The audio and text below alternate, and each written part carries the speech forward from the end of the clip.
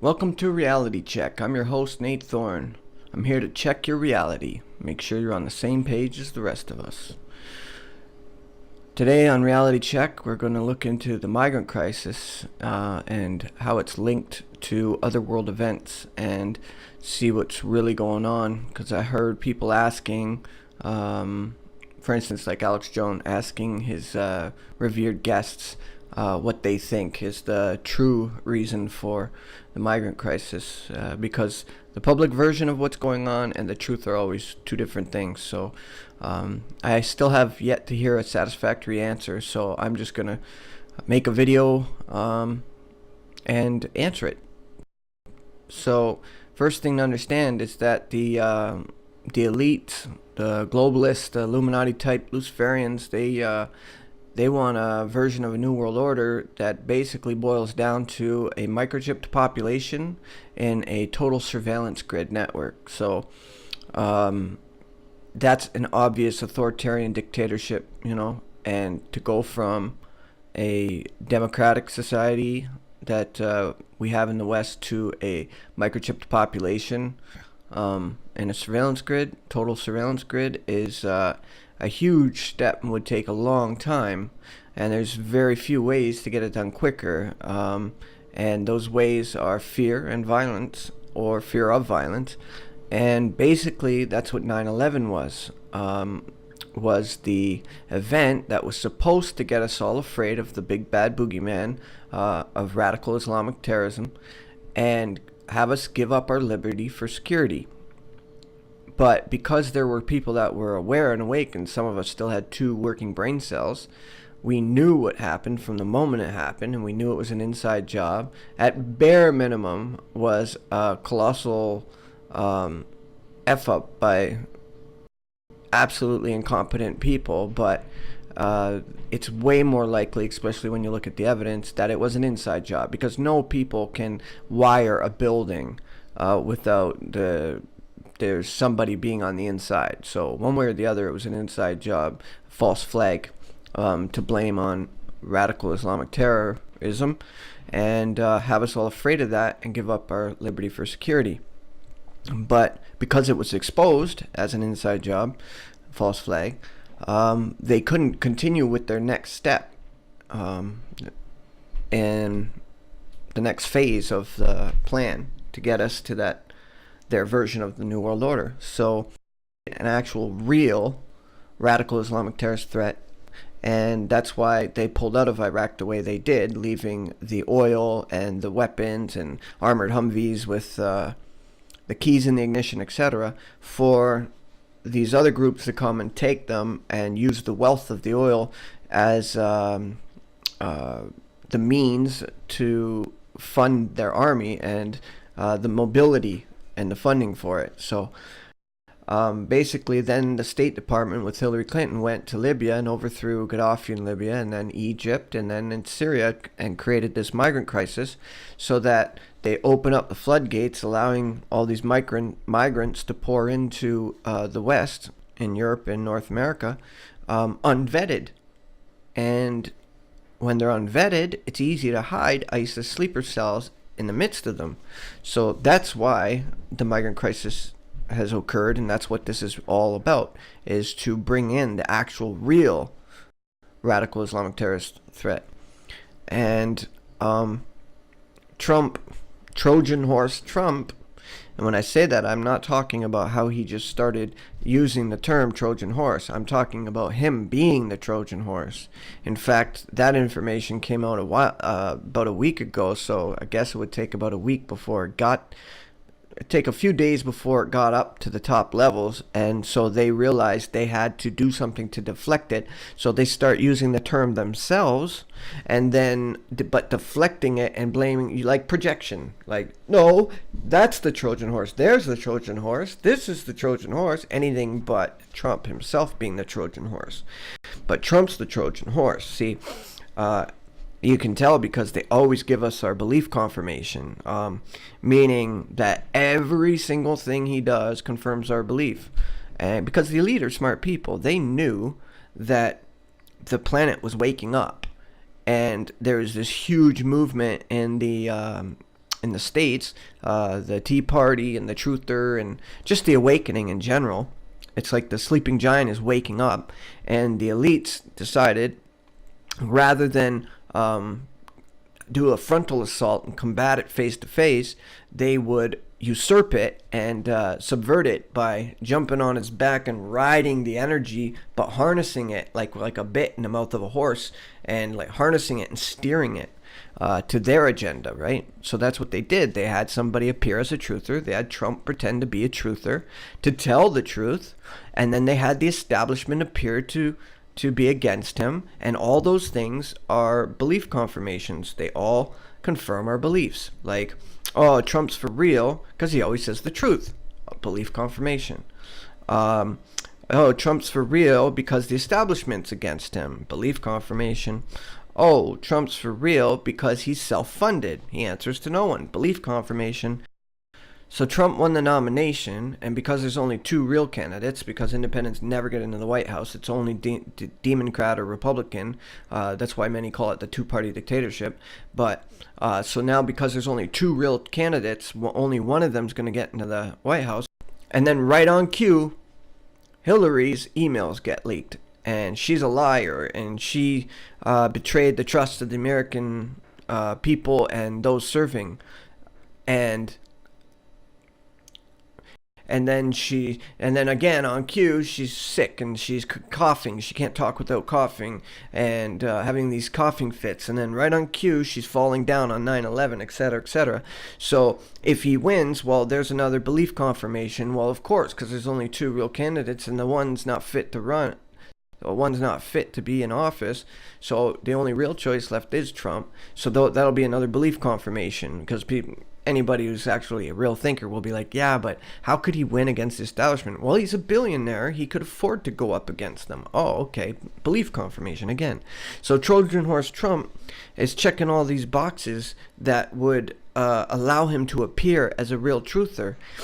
And indeed, he is the Trojan horse, especially when you look at his policies and look how it progresses throughout time. Like, I remember when he was on Alex Jones' show and he was talking about how we need surveillance. We need surveillance. Total surveillance. Total surveillance. Well, one of the two main things that they want for their version of the New World Order is a microchip population and a total surveillance grid. So, well, there's one he's already brought up that everybody seems to be fine with. I mean, I found that very strange. And I was surprised that nobody else caught on to that. Nobody else is weary about him. But then you look at him wanting to rebuild the military. Well, I don't know if anybody's seen the new technology they have and the prototypes they have, but the new military would be robotic, would be AI, would be drones, would be like very few military people. Because right now the military is, the majority of it is humans. And because they love their country, they won't go against it and put in this new system. They'll fight against it. So by Trump acting like he supports the military and then saying we're going to rebuild it, make it strong, he's preparing everybody for when he starts doing that, nobody's going to question it or think there's anything wrong with it. But in reality, what he's doing is he's setting it up to be completely automated. Because drones and robots and AI systems, they are programmed. They do whatever they're programmed to do, whereas humans have a conscience.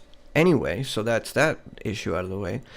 And anyway, there's lots more to go on about that, but just keep it in the back of your mind, that possibility. Trojan horse, Trump the Trojan horse, just remember that. And then as soon as and again, right on cue, the bomb that went off September 17th in Chelsea, Trump's going to say, see, I was right, told you, Hillary. What, and you want 550% more of that? So again, it's showing why he could and will win, so that we have a confirmation belief, because none of us would actually believe that a real truther stood a chance against the establishment. So they made sure that all those boxes of belief confirmations were checked off so that we would believe that it's possible and we would vote him in and use all our energy to that energy of the awakening, the sleeping giant waking up that they've harnessed. They're going to use all that energy to give them the power. And all the laws are already in place that Obama's put there, like the NDAA and the, I forget the names of the HR 5. I forget the name of the the other ones, but it basically gives power of the ports, the railways, the transportation, agriculture. It gives all the power of everything over to the government. So in case of emergency or war, so it's all set. It's all ready to go. And then those migrants that were brought in to be the real radical Islamic terrorist threat they're sleeper cells, and they're just waiting for their orders. And as we all know, the CIA created Al Qaeda, funded and trained Al Qaeda, and then that it basically warped into Daesh and then ISIL and then ISIS, and they changed the name to try to confuse us and hope we don't connect the dots. But ultimately, it's still puppeteered by the same masters, and so now they've brought them in. So their sleeper cells are waiting for their orders. So then right on cue, it's boom. See, look, they can hurt us. I told you this was a threat and it's a real thing. But then it's like, and the other one that didn't go off, they get the best of both worlds, because it's like, boom, look, told you there's a threat. But look, we can protect you from it.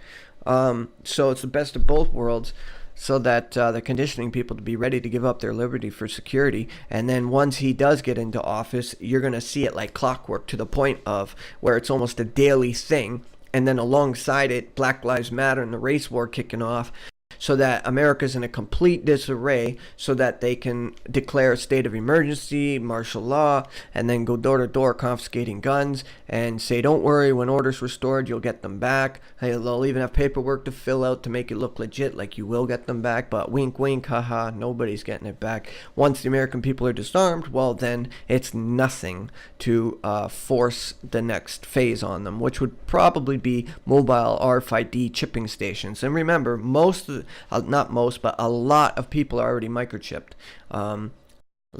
So many were chipped under the Obamacare. So many are chipped because of their work. Their work makes them get chipped. It's a lot of young people get chipped for biohacking, or for those VIP clubs where you're a VIP member and you get your drinks paid for if you get chipped. So there's all kinds of people that have been chipped in the last 15 years.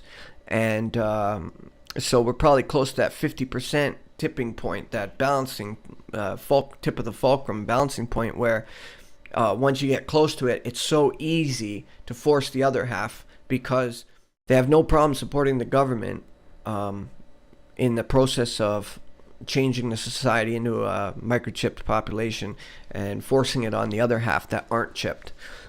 So I'm sure we're very close to that 50% point, if not 40%, but a lot of people have been chipped. A lot. So that's basically it. That's it in a nutshell. And that's exactly why all this is happening, what's going on. The migrant crisis is to do what 9/11 and 7/7 was supposed to do back then, but failed to do because of people exposing the truth about it being an inside job, false flag, and there was no real boogeyman. Well, this time it's a real boogeyman, even though it was created on, and they were brought in under false pretense, and it was created by them. So in a sense, it is still a false flag. But the end result is that there's actual real jihadis in the West doing actual real terror, even though it was all caused and created by the elites. It still doesn't change the fact that there's real jihadis now. So that's going to work in their favor, so that when everything's going nuts and they declare, people are going to beg for it, and the government will be there with their solution, saying, okay, well, state of emergency, here's the solution: total surveillance network, microchip population, and people will give up their liberty for security. And that's the bottom line. That's what this is all about. That's what this is for. And Trump's a Trojan horse who hijacked the awakening movement, and the Tea Party Truther Awakening movement energy, and used it and steered it for their benefit, because they're smart people. Don't ever forget that, man. They're very smart. They knew everybody had woken up, and they knew that the only way that they could really do it was to have somebody appear to be a truther and make it appear that the establishment's against them, etc., etc. So that's it for Check Your Reality. I hope your reality's been checked. I hope you're on the same page as us. And remember, always keep your eyes and ears open, but most importantly, keep your mind open, and be safe. Peace, y'all.